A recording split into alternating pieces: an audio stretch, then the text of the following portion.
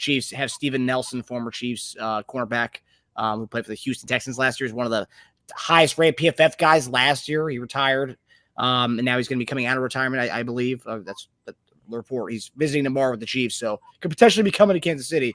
But today, we got to see Joshua Williams at the number 2 spot, started the number 2 corner spot. Played great. Then he gets a concussion, or he left the game being tested for concussion. And then you kind of have a myriad of guys being mixed in there. Nazi first came to be the DB2, and then they went to Keith Taylor to be the DB2.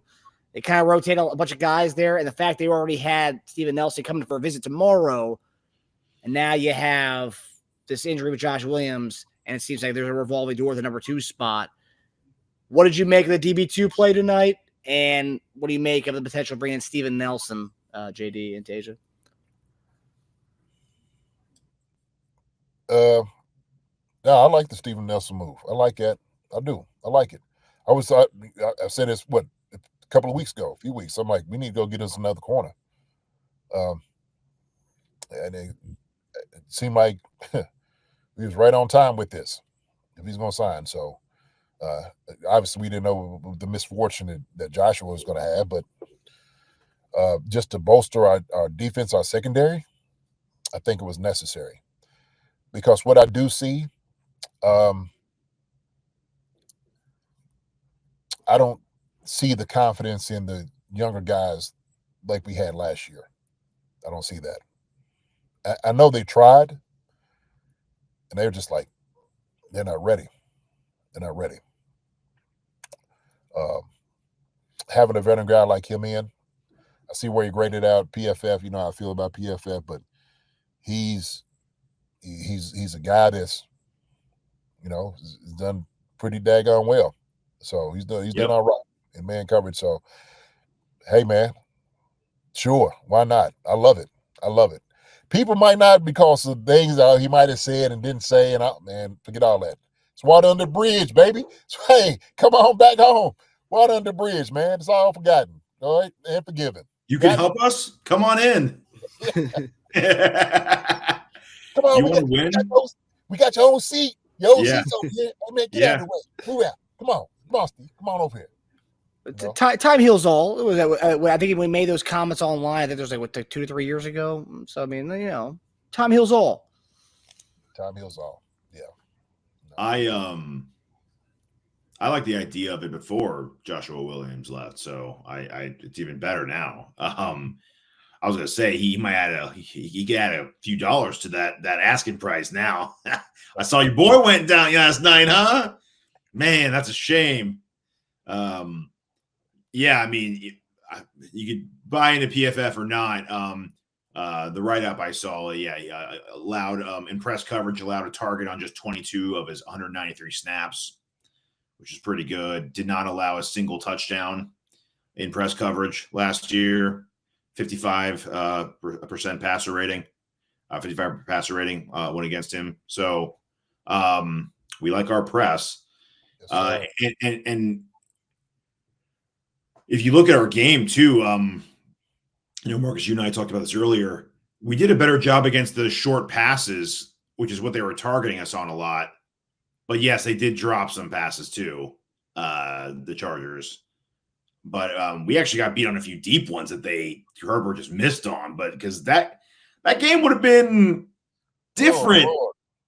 That would have been like 7-13 early or 6-7 early if he hit that Josh Palmer one. That was there, man. He got him on that double move so good. He roasted him. And the first half, they didn't have a drive over 7 plays or 5 minutes. In the second half, all 3 of their drives went for scores. At least 57 yards, and 2 of the drives were 13 plays or more. I mean, they went to town in the second half, doing whatever they wanted to do. And even Gus was running like a bus. First one, he was riding like an old beat-up Greyhound that was about to go down and go to the shop. Second one, it was like a new bus, man. And that's kind of, oh man, like to me, like the frustrating part, because there were some times and I'm sitting over looking on the field like, how does this guy get that wide open?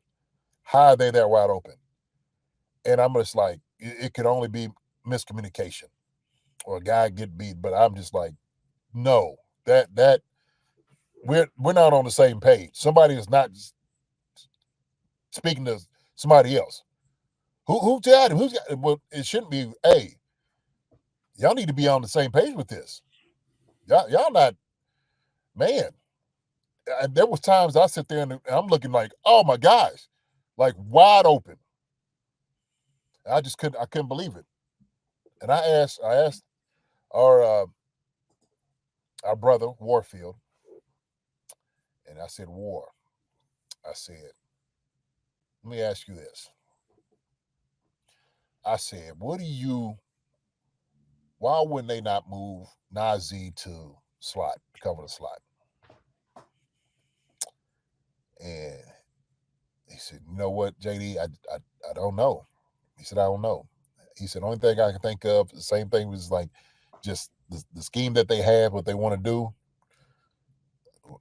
Whether they don't trust him or not, that's the only reason I can see. I just remember all during training camp when they were sitting there talking about Spags was working Najee and nickel ever since he got here, because that's what they wanted him to be. They wanted him to be that guy. That was more of kind of his specialty, because he's a very fast, athletic guy. He's got, makeup speed. We know that. So to me, that would have been the natural thing. With Johnson coming here, it would have helped out a whole lot. Having an older guy helps. And so Mike Edwards was one that was here. Snead was another guy that had a lot of experience under their belt. Okay. And so they can help on that regard. He's going to be able to come in and do it too. Like you said, man, come on. Press corner, that's what we missing. We ain't seen him for real. When I heard that, I said, oh yeah. Sign me up. Yes, sir. Bring him in. Absolutely. 1,000%. 1,000%. And so, I'm not, like I said, I'm not going to talk bad about anybody in itself, but there's some things we need to do better, right? I think we need to do better. So. And he was mostly a boundary corner last year. So Nelson? Yeah. There you go. Yeah. Yeah. I mean, like we said, a win's a win. We clinched the division tonight. Could be. We just haven't really had a sexy win in a while. And hopefully, we play Cleveland this week. I know we mentioned Myles Garrett, and they were supposed to have a badass defense going into this year. Hasn't really been that way for them. And Bo Nix is throwing for 500 yards against them. Russell Wilson was cooking them in the second half of this game today. So, I mean, Cleveland's defense is pretty leaky. It's been leaky as of late. So there's a chance that we could get that Mahomes big game everyone's been waiting for. I mean, it's bound to happen, right? We score 19 points every week. It's bound to have this big game. So maybe this upcoming week against Cleveland, that can happen. Also, if our defense can't get some turnovers out of Jameis Winston, we got some real turnover issues. Yeah, because he gives at least one away, sometimes even two if you're lucky. Yeah. He'll make you pay too, but he'll give you the ball. So yeah, we got that's hopefully a get right game for our turnover producing defense. We need something like it in the column. Yeah, we do. Yeah. Hi everybody, thanks for watching. Subscribe here to get the latest from the show. Also, be sure to check out the best clips from Chief Concerns.